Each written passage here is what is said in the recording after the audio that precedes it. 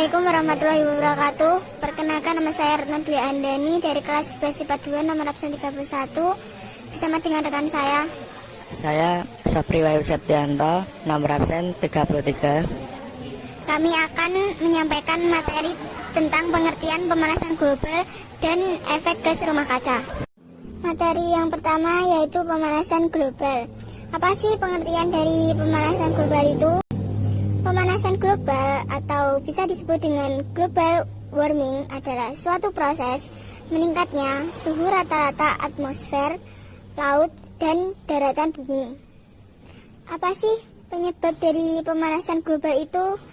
Penyebab pemanasan global sebagai berikut. 1. Efek rumah kaca.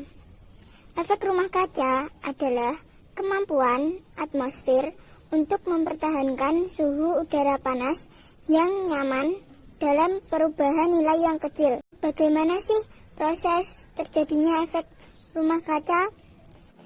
Proses efek rumah kaca terjadi ketika radiasi sinar matahari mengenai atmosfer bumi. Radiasi panas yang dipantulkan oleh bumi akan terhalang, sehingga panas tersebut terperangkap ke dalam bumi. Proses terperangkap panas itu kemudian menyebabkan suhu bumi meningkat, sehingga gas rumah kaca membiarkan cahaya matahari masuk ke dalam bumi. Namun gas tersebut tidak bisa memantulkannya kembali ke permukaan bumi. Bumi sebenarnya memiliki panas 33 derajat Celcius. Jika tidak ada efek rumah kaca, suhu bumi hanya negatif 18 derajat Celcius, sehingga es akan menutupi seluruh permukaan yang ada di bumi. Akan tetapi, sebaliknya, apabila gas tersebut telah berlebihan, maka akan menyebabkan pemanasan global. Bagaimana contoh aktivitas yang dapat menyebabkan peristiwa gas rumah kaca? Contoh aktivitas yang dapat menyebabkan peristiwa gas rumah kaca antara lain: 1. Hasil pembakaran bahan bakar fosil seperti minyak bumi, batu bara, asap pabrik. 2. Tingginya pemakaian pupuk kimia dalam bidang pertanian. 3. Adanya penebangan liar disertai dengan pembakaran hutan atau deforestation. Saja nama gas yang dapat menyebabkan gas rumah kaca. Yang termasuk gas rumah kaca yang ada di atmosfer antara lain adalah karbon dioksida, nitrogen dioksida, metana, dan freon. Beberapa hal yang dapat kita lakukan untuk mengurangi efek rumah kaca antara lain: 1. Efisiensi penggunaan energi listrik dengan mematikan lampu yang tidak digunakan serta mencabut alat elektronik dari sumber listrik. 2. Mengendalikan jejak karbon dengan mengurangi frekuensi menggunakan kendaraan bermotor pribadi. 3. Mengurangi penggunaan air minum dalam botol kemasan dan sedotan plastik. Gunakan tempat minum dan sedotan yang dapat dipakai ulang. 4. Mengelola sampah yang dihasilkan dengan mengelola sampah menjadi kompos dan memisahkan sampah organik dan anorganik. 5. Kurangi penggunaan kertas dengan cara mencetak bolak-balik atau menggunakan kertas bekas. Assalamualaikum warahmatullahi wabarakatuh.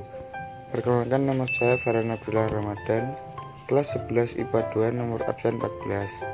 Saya akan melanjutkan materi tentang emisi gas rumah kaca. Gas rumah kaca adalah sebuah proses dari suatu pemanasan. Pemanasan di sini yang dimaksud adalah kondisi bumi yang mengalami pemanasan dan suhunya akan terus mengalami peningkatan yang di mana keadaan suhu bumi bisa nyaris tidak ada bedanya dengan suhu pada malam ataupun siang hari. Gas rumah kaca dibedakan menjadi 6 jenis, yaitu karbon dioksida, gas metana, dinitrooksida, sulfur heksafluorida, perfluorokarbon, dan nitrofluorokarbon. Karbon dioksida, CO2, dan CH4 merupakan gas rumah kaca yang paling berperan terhadap terjadinya efek rumah kaca yang kemudian menyebabkan terjadinya pemanasan global. Perkenalkan, nama saya Istina Nurkasana dari kelas 11 IPA 2, nomor absen 20. Di sini saya akan menjelaskan proses emisi gas rumah kaca. Proses efek rumah kaca terjadi ketika radiasi sinar matahari mengenai atmosfer bumi.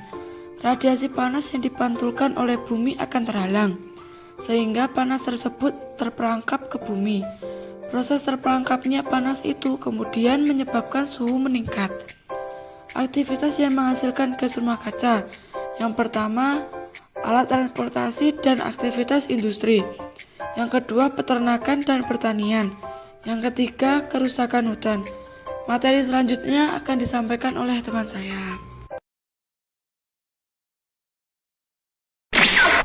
Hai teman-teman, perkenalkan nama aku Arudi Devandra, nomor absen 4. Dan ini temanku.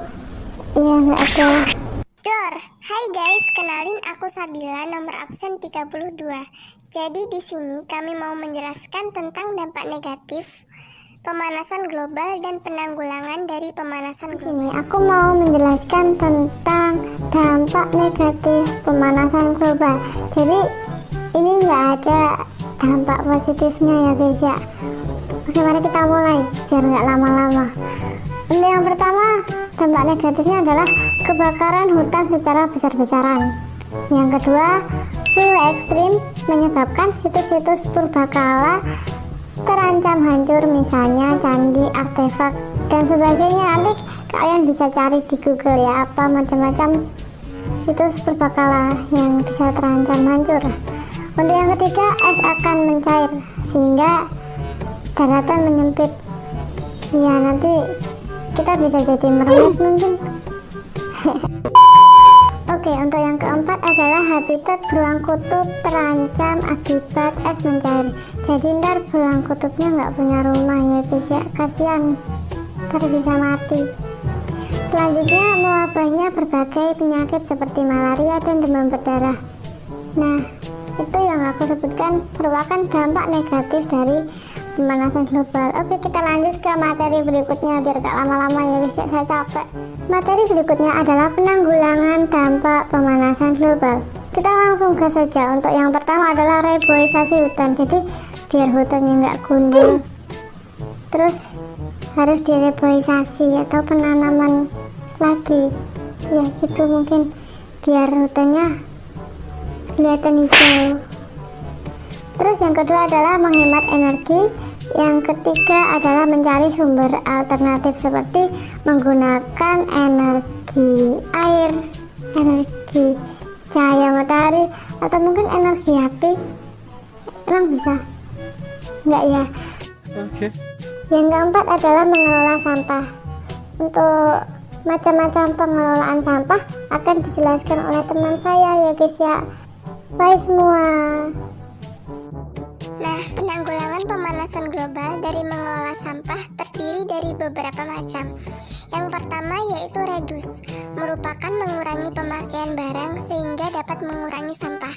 Yang kedua yaitu reuse, merupakan menggunakan kembali barang yang sudah tidak terpakai. Yang ketiga yaitu recycle, merupakan mendaur ulang sampah. Yang keempat yaitu replace, merupakan mengganti barang yang sekali pakai dengan barang dipakai berulang-ulang. Yang kelima yaitu composting, yaitu membuat kompos dari sampah organik.